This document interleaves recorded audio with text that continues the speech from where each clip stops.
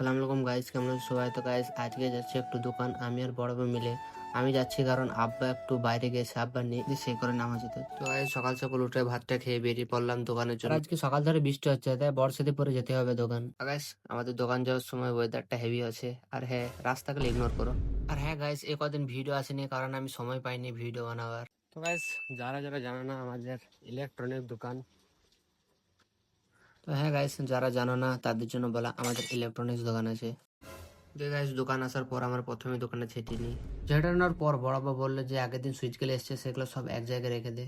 কিছু বছর পর একটা মিস্ত্রি এলো, তারপর ওকে পাইপ গুলা দেওয়ার পর সে ঘর চলে গেল। তারপর অনেকক্ষণ বসার পর বৃষ্টির জন্য কেউ আসলোই না, তাই ফাঁকা বসে কি করবো, এই ফ্যান গালা এসেছিল, ফ্যান গালা দেখছিলাম। আর হ্যাঁ গাছ দোকানের ওপরে না এই রুম গুলা আছে, ছোটতে আমরা এখানেই থেকেছি। আজকে দোকান বেকার এলাম, খদ্দের বাদে এরা সব আসছে। এটা বলতে একজন এলো, এই একটা মিস্ত্রি বেটে আমাদের দোকানে সবসময় জিনিস কিনে। তারপর এই কাকুটা এসে একটা হিটার আর কিছুটা তার নিল, বাট তারটা লাগাতে পারলো না, তাই আমরা লাগিয়ে দিলাম। তারপর ওদেরকে রওনা করার পর আবার সে ফাঁকা। কি করব, আজকে আসাটাই বেকার। দিয়ে দোকান যখন বন্ধ করার সময় তখন কিছু জন এলো।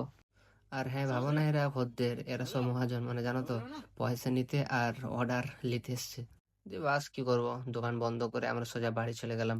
আজকে মানে একদম বাজার ডাউন যাকে বলে।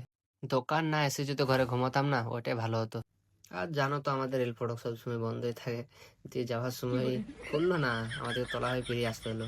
তো গাইস বাড়ি চলে এসেছি, এই বিষয়তে আমার আর কোনো কিছু করার মুড নেই, এবার খালি ঘুমাবো। चलो भाई।